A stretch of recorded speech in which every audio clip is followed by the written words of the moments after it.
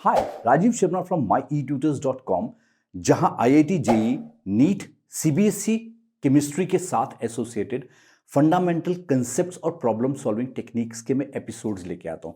इसके अलावा आप myetutors.com को एक्सेस करके प्रैक्टिस मटेरियल जो पीडीएफ फॉर्म में है, नोट्स, उसके बाद online subjective test, online objective test को एक्सेस करके आप अपनी केमिस्ट्री को और ज्यादा बेटर कर सकते हैं। और इस एपिसोड में मैं आपके लिए क्वांटम नंबर्स के कंसेप्ट्स को एक्सप्लेन कर रहा हूं।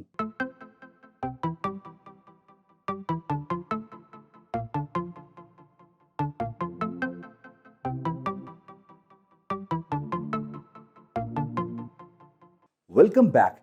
तो क्वांटम नंबर्स के कंसेप्ट को अंडरस्टैंड करने के लिए आपको श्रोडिंगर वेव इक्वेशन के कुछ बेसिक्स क्लियर होने चाहिए। और यदि आप उन बेसिक्स को रिफ्रेश करना चाहते हैं तो जो लेफ्ट हैंड कॉर्नर पे कार्ड डिस्प्ले हो रहा है उस लिंक को फॉलो करें।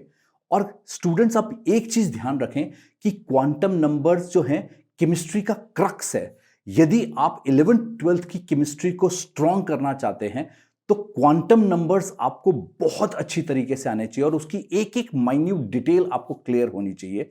क्योंकि जितनी भी हम इनऑर्गेनिक की रीजनिंग करते हैं या जितनी भी ऑर्गेनिक में डिफरेंट तरीके से हम रीजनिंग करते हैं, उसमें कहीं ना कहीं हम क्वांटम नंबर्स के कंसेप्ट को एम्बेड करते हैं। और इसीलिए मैंने बहुत बार देखा है कि बच्चे इनऑर्गेनिक केमिस्ट्री या ऑर्गेनिक केमिस्ट्री की रीजनिंग में फंबल कर रहे होते हैं। वो फंबलिंग इसीलिए होती है क्योंकि उन्हें क्वांटम नंबर्स का कहीं ना कहीं कंसेप्ट्स में दिक्कत आ रही होती है।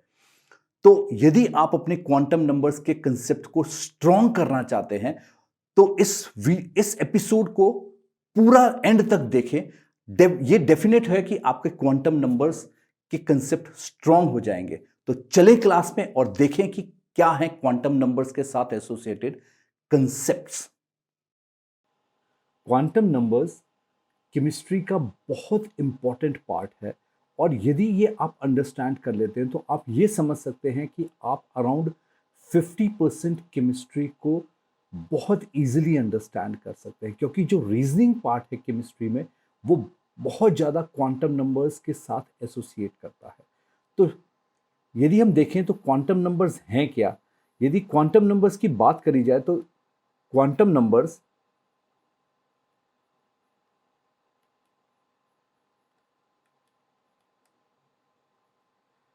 नंबर्स जो हैं सेट ऑफ वैल्यूज हैं जो इलेक्ट्रॉन की एनर्जी को एक्सप्रेस कर रहे हैं। जैसे बोहर एटॉमिक मॉडल में हम जब बोहर एटॉमिक मॉडल स्टडी कर रहे थे तो हमने देखा था कि बोहर ने जो अंडरस्टैंडिंग के लिए बताया था वो था जैसे के शेल। अब के शेल में जो है एन की वैल्यू हम 1 लेते हैं, एल शेल में एन की value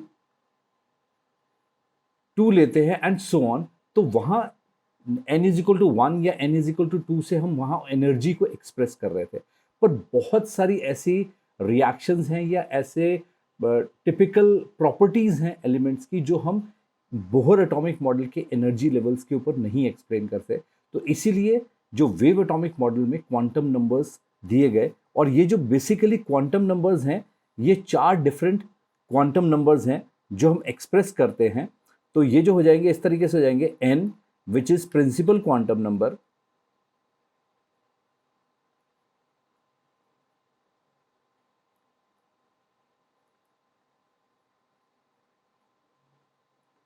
next is L which is azimuthal quantum number,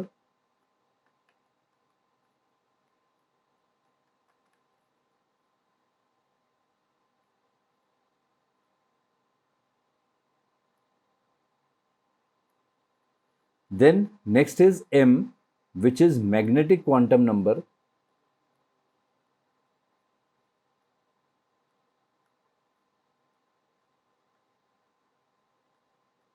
and S जो फोर्थ क्वांटम नंबर है which is spin quantum number।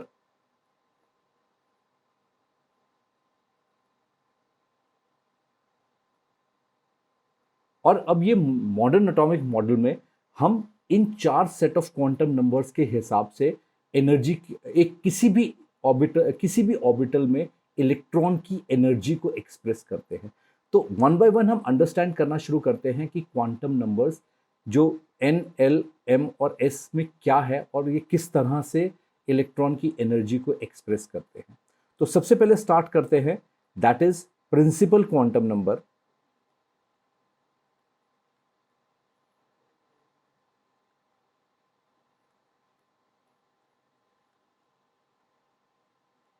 अब इसको जैसे हम एन से डेजिग्नेट करते हैं तो इसके लिए हो जाएगा it signifies the basic energy of electron in an orbit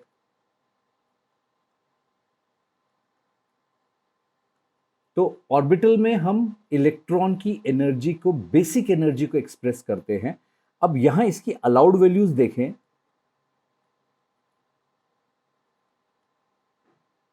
तो ये हो जाएगी एन की वैल्यूज जो हो जाएंगी, they are all integer values. इसकी कोई रैशनल नंबर वैल्यू नहीं हो सकती, ऑल इंटीजर वैल्यूज हैं। तो इसकी वैल्यू 1 हो सकती है, 2 हो सकती है, 3 हो सकती है, 4 हो सकती है, और इसके साथ पॉजिटिव इंटीजर्स हैं, नेगेटिव इंटीजर्स नहीं हो सकते।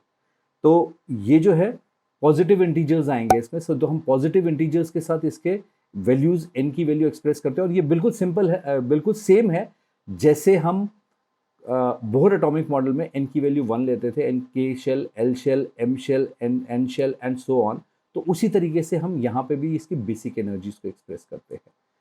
तो ये है फर्स्ट क्वांटम नंबर। अब हम नेक्स्ट क्वांटम नंबर देखें, which is L, azimuthal quantum number.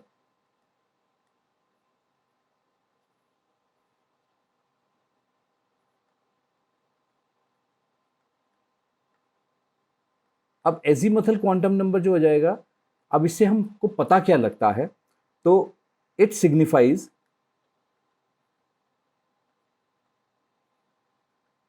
The orientation of energy around nucleus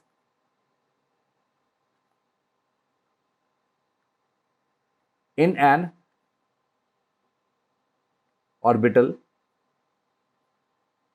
और हम ये सारा ऑर्बिटल कंसेप्ट अब कर रहे हैं, तो यहां पे हम ओरिएंटेशन ऑफ एनर्जी को एक्सप्रेस करते हैं कि किस तरह से ओरिएंटेड है एनर्जी अराउंड न्यूक्लियस। तो अब इसकी अलाउड वैल्यूज हो जाएंगी which are 0, 1, 2 and it can go up to n-1। अब यहां पे जो ये है, ये जो वैल्यू है, ये इस तरीके से, this is always a minimum value and this is maximum value. तो ये मिनिमा मैक्सिमा के बीच में ऑसिलेट करती है। ये जो वैल्यू है मिनिमा और मैक्सिमा के बीच में ऑसिलेट करेगी। और इसमें जो है, हम अब देखें, जैसे कोई भी एन की वैल्यू ले लें। सपोज एन की वैल्यू 3 है, एन की वैल्यू 3 है, तो एल की वैल्यूज क्या हो जाएंगी उसके लिए? एल की वैल्यू हो जाएगी, it would be starting with 0, क्योंकि मिनिमम वैल्यू हमेशा 0 होगी। किसी भी, कोई भी एन की वैल्यू जो मर्जी हो, उसके लिए एल की वैल्यू 0 से स्टार्ट करेगी and it can go up to 3-1। So this is maximum value. So हम इसकी वैल्यूज देखें तो क्या हो सकती है? 0, 1 एंड 2। वैसे यदि एन की वैल्यू हमारे पास 6 है, तो अब यहाँ पे एल की वैल्यूज हो जाएंगी 0 से स्टार्ट करके, इट वुड बी 6-1, क्योंकि मैक्सिमम वैल्यू 6-1 है। This is minimum and this is maximum. तो अब उसके हिसाब से हो जाएगी 0, 1, 2, 3, 4, 5।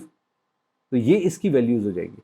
और हमेशा ये ध्यान रखो कि इसमें जब जो एन की वैल्यू है, जैसे एन की वैल्यू 3 थी, तो उतनी ही पॉसिबल वैल्यूज होंगी एल की, और n-1 होनी चाहिए हमेशा, उतनी पॉसिबल। जैसे यहाँ पे 3 है तो 3 पॉसिबल वैल्यूज है, 0, 1 एंड 2। यहाँ 6 है तो 1, 0, 1, 2, 3, 4, 5, तो टोटल 6 वैल्यूज हो गई।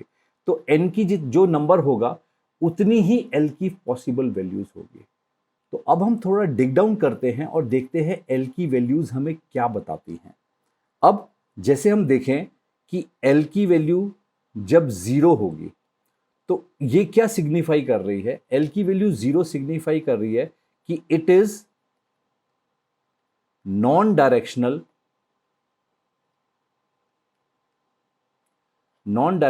Orientation of energy around nucleus. Means energy अब इस तरीके से है कि उसकी हम डायरेक्शन नहीं बता सकते। तो ऐसा कौन सा सॉलिड फिगर होगा जिसकी नॉन डायरेक्शनल ओरिएंटेशन हो जाएगी? तो उसके लिए हम देखें तो it would B S orbital या स्फेयर हो जाएगा, तो इट इज स्फेरिकल ओरिएंटेशन।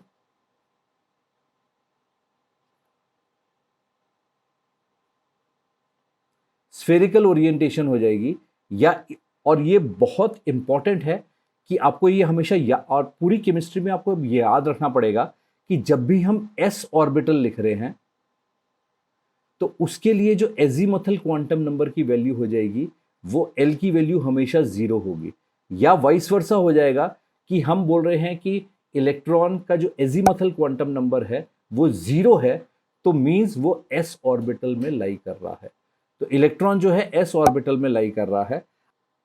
तो अब हम देखें, ये है spherical orientation of energy. Means अब यहां पे क्या है कि ये एक्स एक्सिस है, ये वाई एक्सिस है और ये जेड एक्सिस है, और ये जो स्फीयर है वो इक्वली डिस्ट्रीब्यूटेड है along X axis, Y axis and Z axis.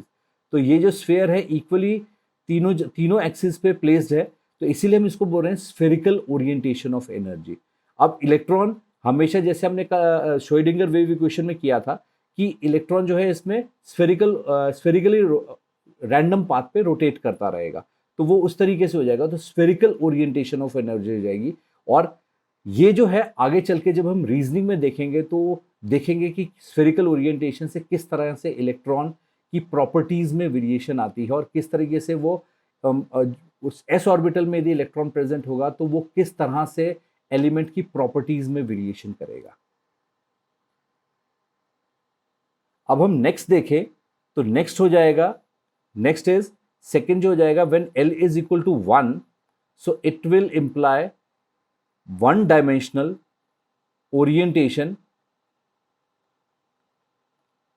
Orientation of energy around nucleus. और one dimensional orientation of energy हो जाएगा, अब जैसे 360 डिग्रीज यदि हम स्फीयर देखें या पूरा जो उसमें देखें तो 360 डिग्रीज होगा। तो इसीलिए क्या हो जाएगा कि हम यहां पे ले रहे हैं कि इट इज परपेंडिकुलर ओरिएंटेशन या डंबल ओरिएंटेशन।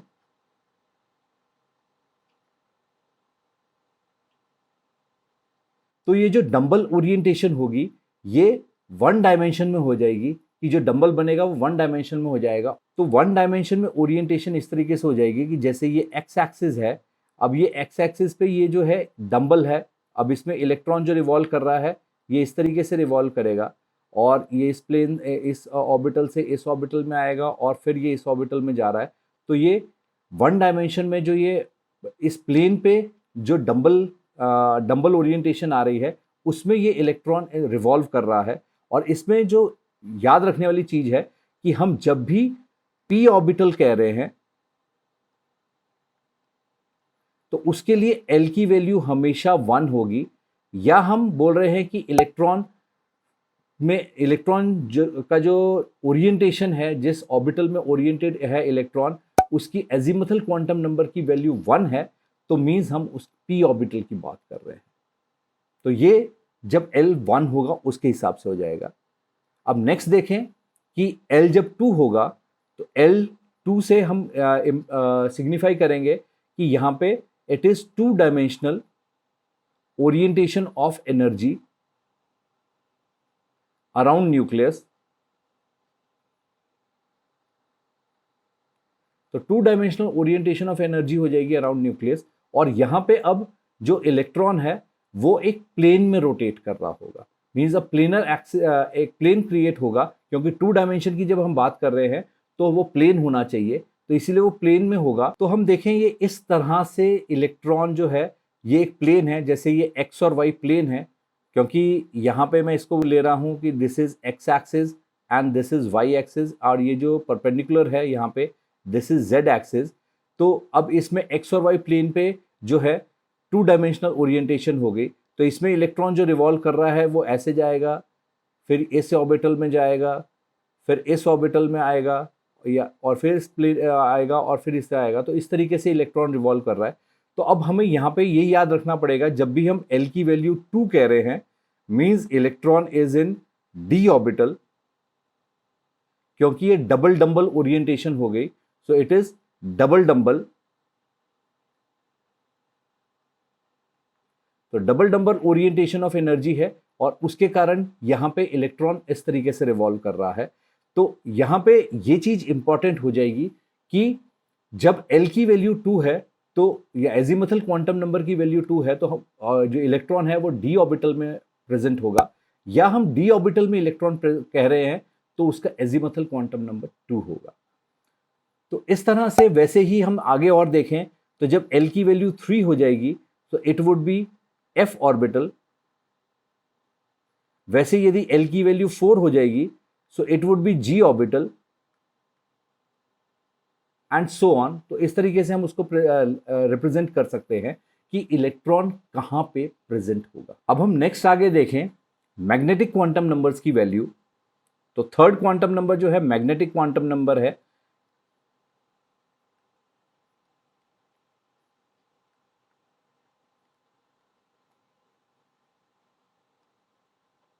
अब मैग्नेटिक क्वांटम नंबर में जो हो जाएगा, यहां पे हम बोलते हैं कि fine splitting, it's signifies fine splitting, fine splitting of energy in an orbital, और इसको हम डीजेनरेसी भी कहते हैं कि degeneracy of energy in the orbital. तो अब इसकी जो अलाउड वैल्यूज हो जाएंगी वो हो जाएंगी कि m की वैल्यूज जो होंगी it would be -L to 0 and then to +L, या टोटल वैल्यूज जो पॉसिबल हो जाएंगी इसकी दे वुड बी 2L + 1, क्योंकि -L टू +L है तो 2 टाइम्स L हो गया इंक्लूडिंग 0, तो ये आ जाएगी जो टोटल पॉसिबल वैल्यूज हो जाएंगी।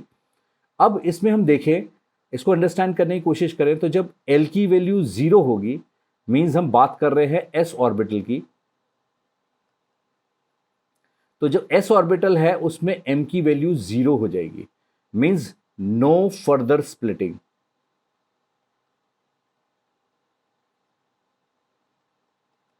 अब क्योंकि नो फर्दर स्प्लिटिंग है इसीलिए s ऑर्बिटल सिंगल ऑर्बिटल होता है और उसमें और फर्दर ऑर्बिटल्स में सब शेल्स में स्प्लिट अप नहीं होता है। और हम जब इसका स्ट्रक्चर देखते हैं तो ये इसका एक स्फीयर ही आएगा, चाहे वो 1s ऑर्बिटल हो, चाहे वो 2s ऑर्बिटल हो, या 3s है, 4s है, कोई भी s ऑर्बिटल है तो एक सिंगल स्फीयर होगा, क्योंकि यहां हर बार m की वैल्यू 0 आएगी और m की वैल्यू 0 है इसलिए इसमें फर्दर स्प्लिटिंग नहीं होगी। अब वैसे ही आगे देखें कि यदि L की वैल्यू अब जब हमारे पास L की वैल्यू 1 है तो अभी हमने स्पेसिफाई किया था कि it would B p orbital. अब p ऑर्बिटल होगा तो इसमें m की यदि हम वैल्यूज देखें, m की वैल्यूज हो जाएंगी -1, 0 and +1। So there are 3 different values possible for m. So p orbital is splitted into 3 subshells. So there are 3 subshells.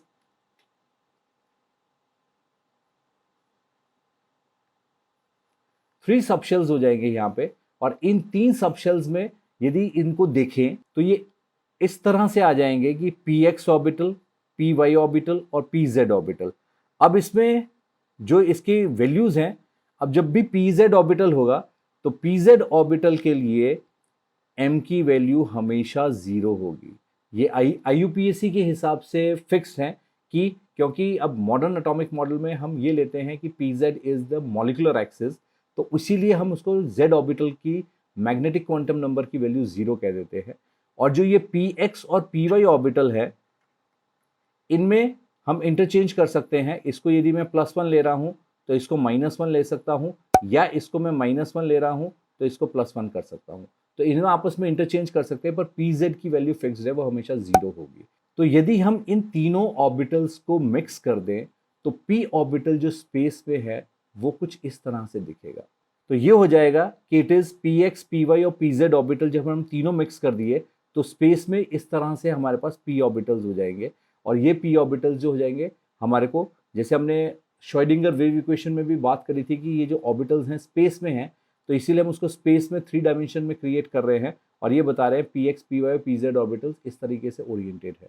तो this is magnetic quantum number, इस तरीके से ओरिएंटेशन ऑफ एनर्जी बता रहा है। वैसे एक और एग्जांपल ले लें कि जब m की वैल्यू, अब जब l की वैल्यू जो है, जब हमारे पास l की वैल्यू 2 हो जाएगी तो इट इज, हमने अभी स्पेसिफाई किया कि इट इज d ऑर्बिटल। अब d ऑर्बिटल है तो यदि हम इसकी मैग्नेटिक क्वांटम नंबर की वैल्यू देखें तो मैग्नेटिक क्वांटम नंबर की वैल्यूज हो जाएंगी -2, -1, 0, +1 एंड +2। तो इस तरीके से 5 डिफरेंट वैल्यूज हो जाएंगी। सो d orbital is splitted into 5 subshells.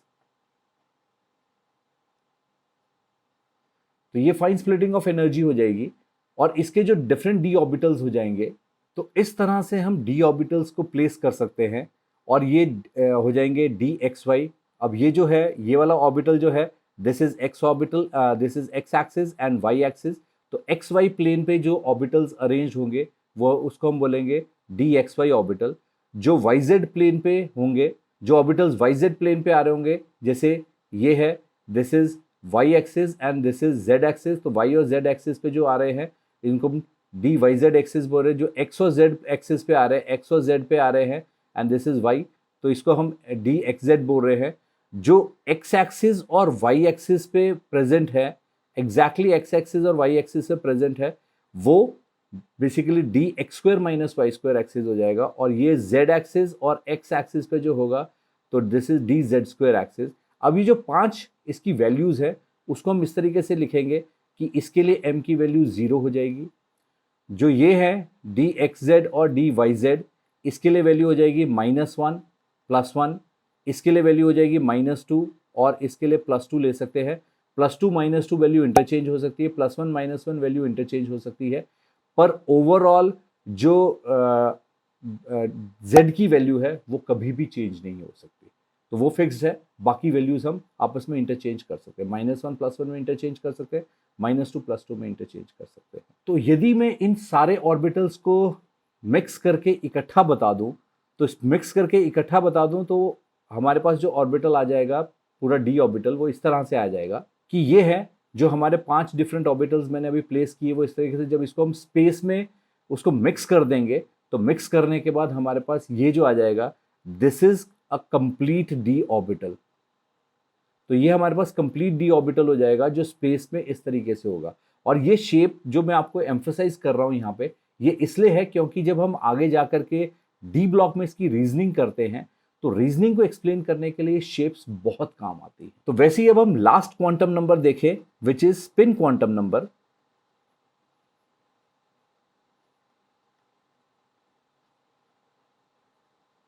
अब स्पिन क्वांटम नंबर में जो हो जाएगा वो हम जो किस तरह से इलेक्ट्रॉन किस डायरेक्शन में रिवॉल्व कर रहा है। तो यदि क्लॉकवाइज डायरेक्शन में रिवॉल्व कर रहा है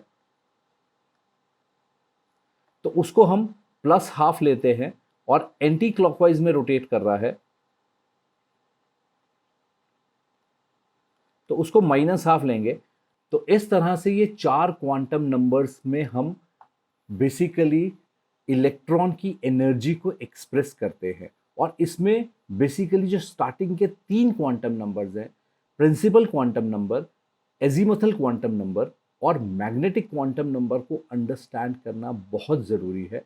तो जो मैं नेक्स्ट एपिसोड लेके आ रहा हूँ उसमें मैं आपको यही बताऊंगा कि किस तरह से इन क्वांटम नंबर्स की वैल्यूज़, जो n की वैल्यू, l की वैल्यू और m की वैल्यू के बेसिस पे हम इलेक्ट्रॉनिक कन्फिग्रेशंस किस तरह से करते हैं, और उसमें कहाँ कैसे हम डिसाइड करते हैं कि यदि इलेक्ट्रॉन किसी ऑर्बिटल में प्रेजेंट है या किसी सबशेल में प्रेजेंट है तो उसकी n, l और m की वैल्यूज़ क्या है।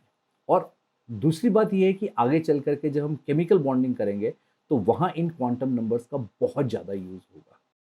तो ये थे क्वांटम नंबर्स के साथ एसोसिएटेड कंसेप्ट्स।